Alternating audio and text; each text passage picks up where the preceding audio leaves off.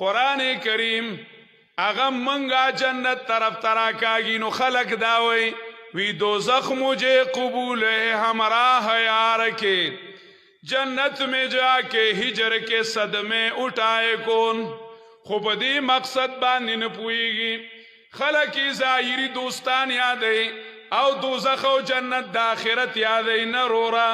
ددی دا مطلب نوے ددی مطلب دا دے دوزخ مجھے قبول ہے د دنیا دا سخت میں قبول دی ہمراہ یار کے